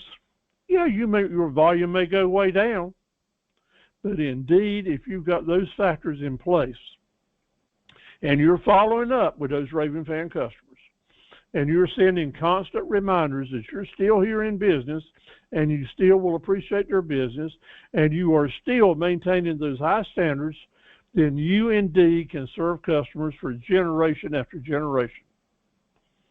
I'm happy to tell you that I'm doing business right now with the grandsons of the folks that my dad did business with. And you know what? They have sent their cousins and nephews and friends and neighbors to us through the years. That's how we can add up to 64 years in business. We've had some great years. Last year was a great year for us. The COVID really helped my internet business. And I know because of that if your business has a good, strong internet presence, it'll help yours too, because that's the way the market has gone. So you start here, you follow it step by step, that what applies to you all the way around. And that's called powering up with those plans that I've already shared with you. And indeed, put it to work. It's up to you to put it to work. Now, next week, we'll continue how to put these tools to work to focus on individual groups of customers so that you can be more diverse in your business and do quite well. But it all comes around to that magic marketing moment. The magic marketing moment is what makes the Golden Goose marketing campaign work. So make your plan a work of art. I need to mention to you that your plan is your plan. And if you're looking at advertising in a newspaper, for example, or a radio station, or a magazine, they're going to have their plan where they offer you deals. And this is a word of caution. They're not doing anything wrong by offering you package deals, because I want you to offer your customers package deals. But what's more important here that I got to say to you as an entrepreneur, these advertising dollars are just not feel-good money. They are coming from your profit. And to make $100 for you to spend advertising, you might have had to sell $1,000 worth of stuff. So we're not going to waste this money. Their plans are good, but here's the key. It's your plan that's the best. So somebody comes to you with a great big deal, you make sure you say, well, how does this fit my plan? Remember, connecting the dots one at a time. We're going to make these decisions so it fits your budget and your plan. What I don't want you to do, and what I want you to remember from tonight, is do not hang on to and subscribe to marketing your business in a take it or leave it way. The 27 times rule, we'll talk about it now. Remember, if you're advertising, a customer will miss seeing your ads 2 out of 3 times, and you generally have to put an ad to remind them you're in business and credible 9 times before they will even consider it. So that means that we need to put a lot of small ads out there to help people know we're in business. And then when we have something really special that we're trying to sell, they will pay attention to our ad because they recognize it as credible. They got to see it 9 times. They're going to miss it 2 out of 3 times, which means 27 times is the magic number. So here's an example of running an ad campaign. I'm going to run 27 ads, 1 through 27 over this 3-week period, you see? And I'm going to spend, these are just regular marketing items, just reminding people I'm in business, not specifically on anything, but just generally that we're a good place to do business and we're here to stay. So I don't buy cheap ads at $5 and $10 and $15. So in this advertising campaign, I don't spend $270. You need a continuous advertising campaign. You need it now. Now, right now, your campaign may be to have your website and encourage people to go to it through email blast you're sending them. Or you may say, I don't do my continuous advertising campaign on Facebook, and I don't boost a certain amount to make sure that my message is getting out there. But a basic campaign for low-cost ads, I don't spend $270. I don't have some $45 ads and some $90 ads and some $135 different weeks. In other words, I don't spend $270. Now, here comes something special. I want to really blow up a new product that I got, and I need to buy some nice big ads, color, and spend more money. I don't buy some $55 ads, and I don't buy some $125 ads, and I don't run them 27 times for the 27 times rule, and it's going to cost me $2,465. Well, let me tell you, my friend, I don't have $2,465 to run on one advertising campaign, even though I know that's what it would take if it was a standalone campaign. For me to make $2,465, I would probably have to sell $18,000 worth of equipment. And that takes a lot of time and a lot of energy, and I am not going to gamble that kind of money. Don't have those kind of pockets, do you? So what is the alternative? The alternative is that to have a long-running campaign with low-cost ads that we talked about before and mix in some of the more expensive ads into that campaign. Because if the customers have already seen my ads 27 times, they're not looking at the content of the ad. They're looking at it is from my company, from my name. So I can, if I have a continuous running campaign where a name recognition is already achieved, I can run fewer large ticket ads to get my message across. And the example is, like right here, by doing that, I am going to save $1,700 because to introduce my new campaign is only going to cost me $750 instead of $2,400. Now, these numbers may take you a while for it to soak in, but here's the example I'll give to you. Let's say you're a politician and you never run for anything before, never had any reason for people to know who you are, and you want to win this election, then you're going to have to spend a ton of money just to get name recognition so that when someone goes vote, they see your name on the ballot. Because of all the ads you've been running, they recognize you and may vote for you. On the other hand, let's say that you're a politician that has been involved in the community, school board, teacher, ball coach, maybe run for other offices. And in this community, most people that would go vote have probably heard of you anyway. Maybe they don't know you, but they have heard of you. And if that's the case, you would probably have to spend only a fraction of the amount of money as the unknown to win elections. That is the same thing we're talking about here. The 27 times rule is a way that you can get name recognition so that when it's time that you want to really do some serious selling, it'll cost you a whole lot less money. So as you're building a campaign, you want some help with that, some questions, I'll be glad to help you. By doing this, you'll be able to have more sales and spend a lot less money. But when does the 27 times rule just blow up? Because we all know that everything has two sides to every story. And the 27 times rule is very important, but when does it blow up? What does it take to blow up the 27 times rule? Simply a raving fan customer. If you've got a customer that goes to a restaurant, a brand new restaurant, and they leave there really happy, they love shrimp, and it was the best shrimp they ever had. The prices was good, service was good, they were treated right, they had a good hospitality, and they left that restaurant, and that customer goes and calls up his friend and tells him all about that restaurant, and he loves shrimp too. How many times does his friend don't have to hear the story? 27 times? Nope. If a raving fan customer is promoting it only one time.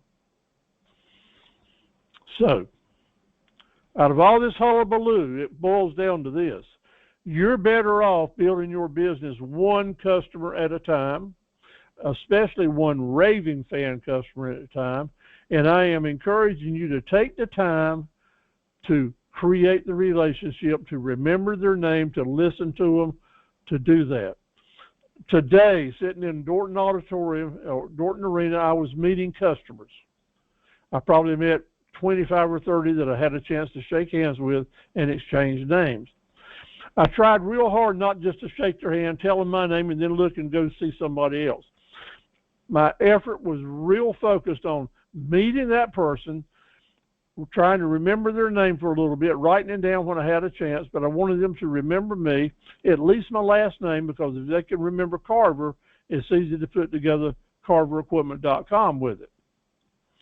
So, and then ask them where they were from, a little bit about their operation or their family, and took as much time as they wanted to spend, because you will build your business one customer at a time.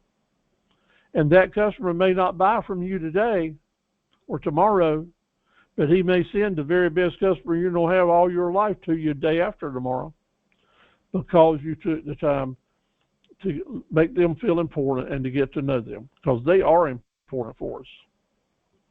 In marketing, remember to tell your story. Tell a little bit extra. Be a person. Just don't be a product. Be a person.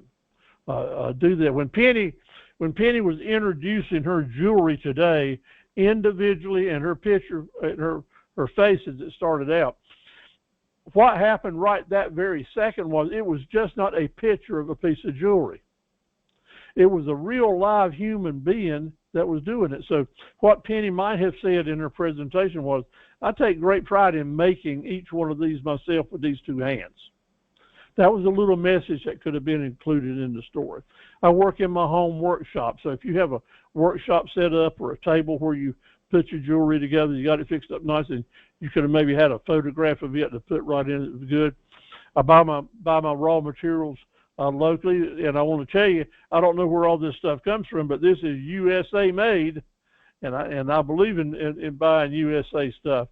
Those little things like that, telling the story, mentioning the fact that when I'm not looking after my 15 children and 18 dogs, I'm making jewelry. So if you got a way to bring in other factors here, or we're really involved in Girl Scouts, or really involved in this or that, or the Presbyterian Church or whatever, telling your story and putting the little tidbits in that story that helps people find a common denominator means that you are in the same club, and they are more apt to give you some business or to pay better attention to you. Tell the story whenever you can. It changes the way people feel. It changes the way that we behave. There's no doubt about it. Be a person. Just don't be a thing that's being sold. Now, marketing and advertising are two different words. And sometimes we use it, as I said last week, we can throw them in and out. But I want you to hang on to this difference, because it'll have a lot to do with next week. Got an M on marketing and an A on advertising. M is like salt. It's a preservative. We don't put a lot of ads out there all the time, all through the years, to help people remember us, to preserve our name in the marketplace. Advertising is like pepper. It costs more, and we use it sparingly when we really need it, right? And we know that we can overdo it. We know that you can spend more money than you should advertising sometimes, because you're going to waste it. That's why we want to target advertising, and that will come more into focus later on. But you have to know that when you're doing your business plan, that the advertising is a part of the marketing pie. So your marketing budget will always be higher than your advertising budget. And I'd really like for you to have both. Remember the little modules that we did? The marketable profit center models, you see, there's going to be a certain amount of advertising involved with those. So just as I mentioned earlier, so you might want to figure that separately. And then when you come down and do your marketing budget, then you would say that my profit center advertising cost is this, but my overall cost, just for general company name recognition, will be this. So you can separate it. I prefer that you separate those so that down the road you can make adjustments in it as you see as what's working and what's not working. But marketing is the long term, the big picture. Advertising, the way that we're going to present it next week, is the short term, and targeted advertising is going to be the key words. So let's start your experience today, and some of you have already done this. Are you working on your mission, vision, and promise statements? Do you have a cell phone number that you're going to use in your business? And that's important that you do that, because more and more customers want to do business texting than I can believe. So to do text business, you're going to need a cell phone number. The name of your business, and instead of having one or a lot of different corporate names for different things that you want to do, you can have one business name and then do business as DBA under that umbrella. I sent you a good study guide to help you figure that out. If you are thinking about doing some different things, and as I learn more about your business as you send it to me, then we'll talk about that. So let's just think about that. So let's talk about Sydney and Sydney's T-shirt and hood business. Sydney might want to use some DBAs in his marketing and advertising, and saying Sampson County T-shirts, or he might want to have another DBA that says Sports Center T-shirts. And as Vanessa is doing, hers is Fire Rescue T-shirts, or First Responders. So you can have a lot of DBAs to help different customer groups identify with you, and you would market them in different ways. Next week we'll talk about how to take a DBA and take it all the way from 0 to 100 to actually naming your web pages the DBAs to help customers find you. Do you have a menu of products and services? It's one thing for Sydney to tell me I got T-shirts and sweats, but it's something else for him to give me a list of sizes, quality, why people would pay more for this, some low-cost items, maybe some bundle options. That's taking it to where you need to go. Just saying I've got T-shirts and sweats don't cut it. A barber needs to tell you that he offers different kind of haircuts and shaves. A beautician needs to tell you different things for different colors, different prices. Furniture makers will tell you this and that. So divide these things down so that different buying groups can see specifically what you have to offer and make you an offer on it. It's a good idea for you to write down a list of the questions that customers are asking you. A list of frequently asked questions is a real good marketing and sales tool. In my business, I get asked the same questions year after year, 20, 30 times a month, the same question from different people. I know that, and I start to make a list of them. And when you can, then you can start coming back with answers that make you sound really smart and really cool. At the trade show today, I was asked a lot of different questions, and none of them, I'd probably been asked the same questions 100 times before. And therefore, I was ready for them. And they didn't even have to get the words out of their mouth before my old brain here, as full of cobwebs as it is, had already started thinking about the best way to answer the question, to make it interesting, and to get another comment out of them.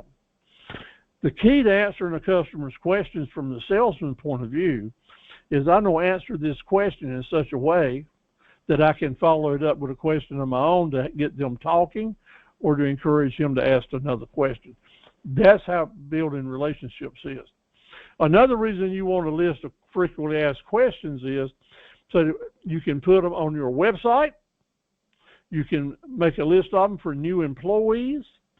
And what the objective here is that a customer sees these questions already answered and says, holy moly, Tamika was reading my mind. She must be really good at this, because here was the question I was going to ask and the answer. That will promote them to give you more respect, but you know what? It will also promote you to having a whole lot more self-confidence. Yes, internet presence. Yes, I want you to have it. Not only with me as we're having it here, but with your customer. We want your customer to be able to find you on the internet in one way or the other real quick. There's a lot of different ways and things that are going on, whether it's these QR codes, different ways that you can help customers, and we'll talk about a lot of them. Now, I'll be giving a face-to-face seminar later on next month at James Brunt, where I go into building an internet sales website. It'll be a face-to-face site. I'll give you those dates later on, but I'll also be giving some other back over in week 8 and 9. We'll talk about some of these specifics that you can get into to better build your website, different things that you can do.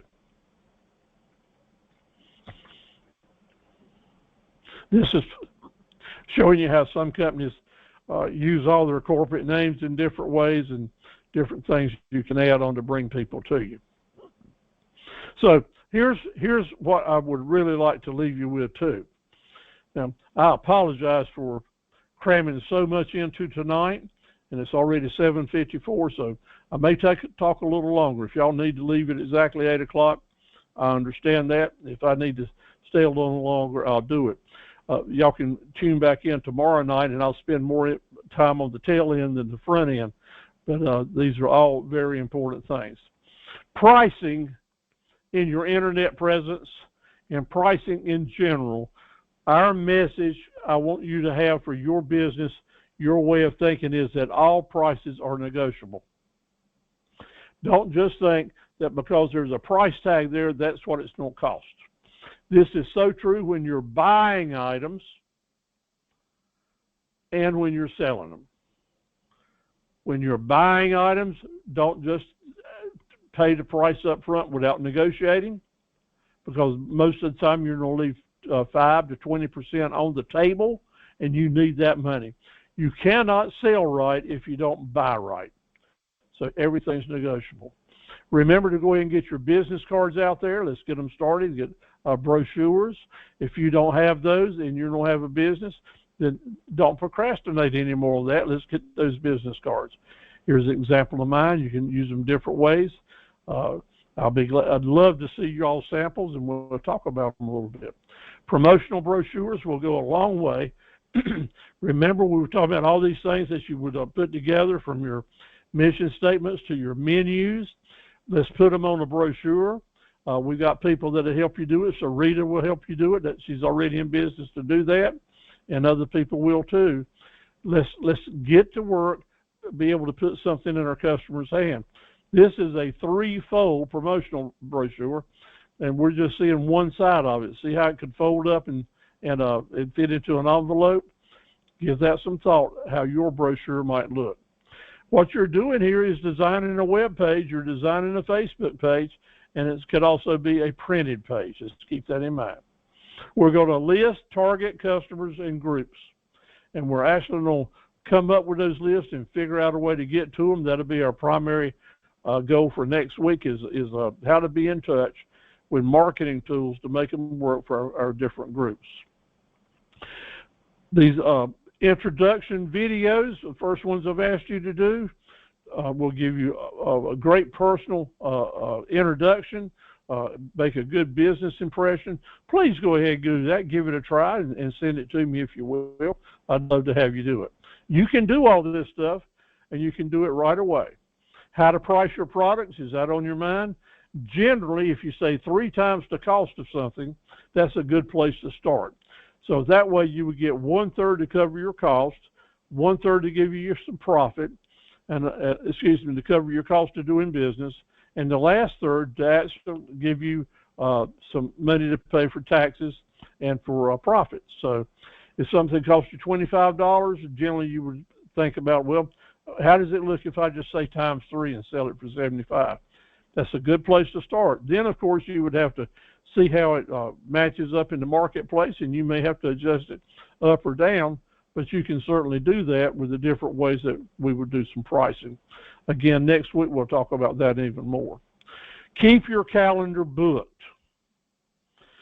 The goal in marketing, if you're selling time for money, your goal there is to have every day that you want to work to have someone in that slot.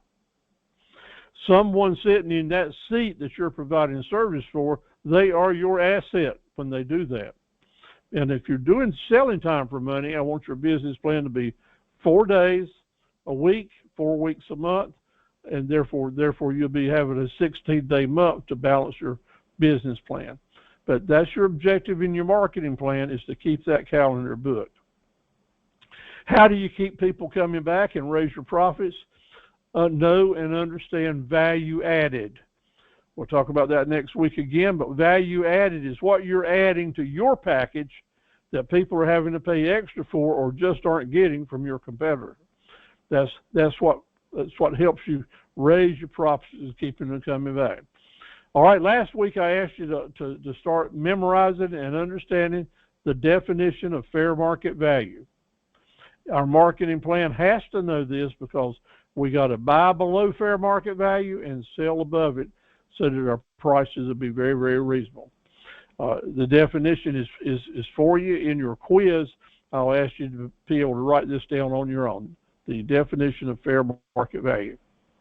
It has a lot to do with how things sell. Like in this example, the same vehicle might sell from $4,000 on one salvage lot to $13,875 on another salvage lot.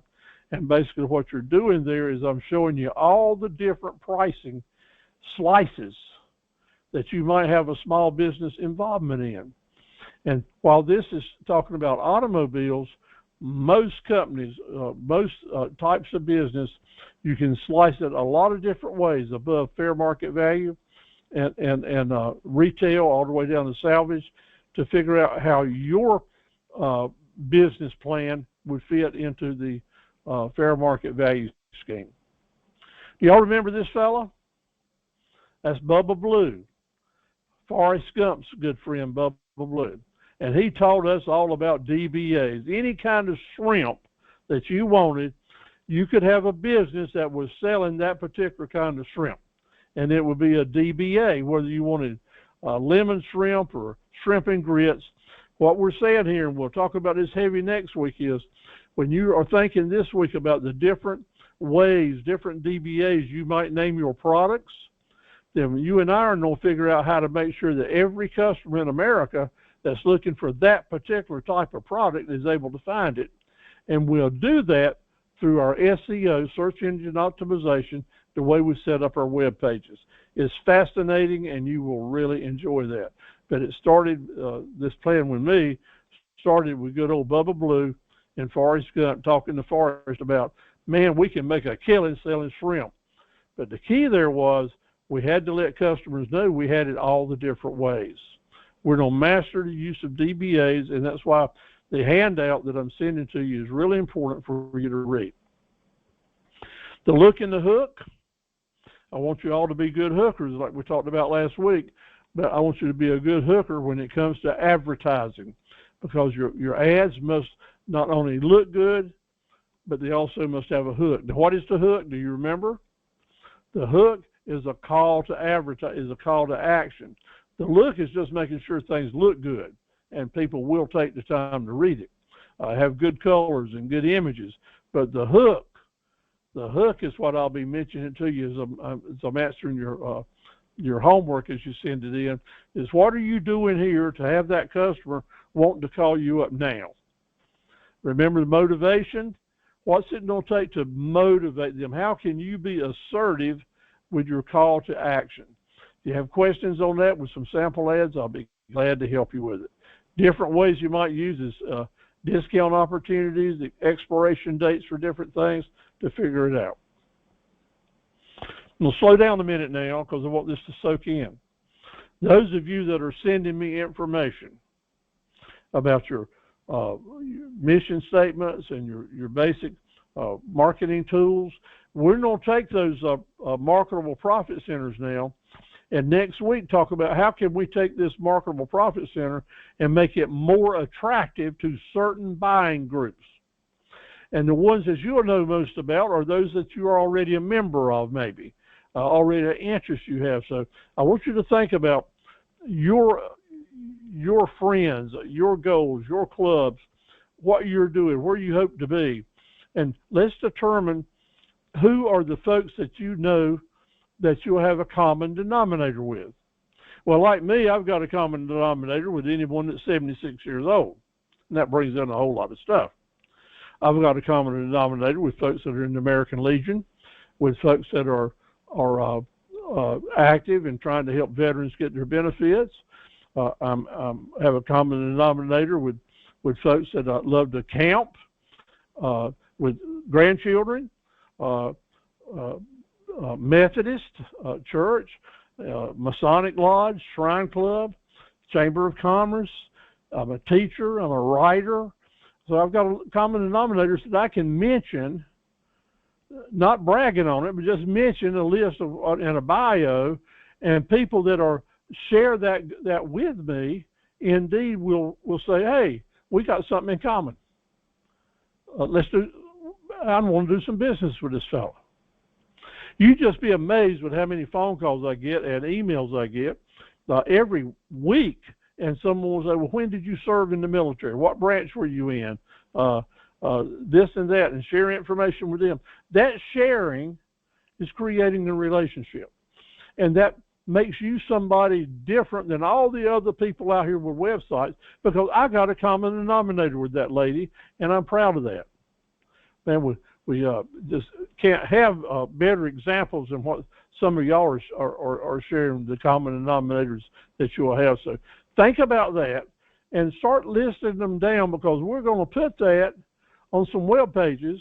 We're going to put that in places that your shoppers will see how they have a relationship with you. Maybe you have a real interest in teachers, or maybe you're not a teacher, but you live in a community where there are a lot of teachers. So your products will relate to something they might have an interest in. It might be people that are going to college or nurses at the hospital. In Jacksonville, North Carolina, it might be something related to Marine families. In Morehead City, it might be something related to Coast Guard families. In Fayetteville, it might be something related to Army families. You see where I'm going? In Goldsboro, Air Force, and on and on and on. In all of eastern North Carolina, farmers, something related to farmers, so, or saltwater fishermen. So where are these interests that we can find customer groups to make it work for you and to make the internet work for you? But remember that mobile page, that was the number one most important thing that we've got to do. Us and the internet starts with a mobile page, and you having one design that encourages people to call you, to send you a text message, or to ask for a quote. Very easily designed to do it. So I will be asking you all to share with me photos of what your mobile page looks like. Okay, so start thinking about that. Google My Business. What does your account look like? Landing pages. We'll talk about how to make them work for you, to encourage customers to buy from you. The right words, the right ways to not say take it or leave it, but give a customer lots of options. Let them know that you're ready to take their order right now. This page is designed to make money, and it makes money. Different testimonials. Make that customer that's afraid of doing business with you for the first time, let them see lots of testimonials from previous years, so that they'll see that hundreds of people enjoy doing business with you. Your YouTube examples and a YouTube channel lets folks see as many YouTubes as you've ever done, and automatically turns you from a cyber web page into a human being. That's the advantage of having lots of videos and having your own YouTube channel. So I've gone a little over. I apologize, but we'll start wrapping it up now. And then we'll turn on our mics and talk as long as you'd like to. But every chance you have to be the best person you can be, go ahead and do it. If you're doing business that way, you'll be the best business person you can be. What was that magic marketing moment that we talked about tonight? That's probably the thing that I want you to remember most. Before it was, and by the way, but now it's the magic marketing moment, because that's when you follow up with your customer and you have that conversation about what are they going to be buying next? Where do they think the market's going? What can you do to forecast a more successful future? That magic marketing moment that you get from each and every customer is the way that you know that you're going to have a sustainable business and you'll make it work. So I say to you, thank you for staying with us tonight. Y'all stay the entire time, and I appreciate it so much. So I'm going to stop here the recording.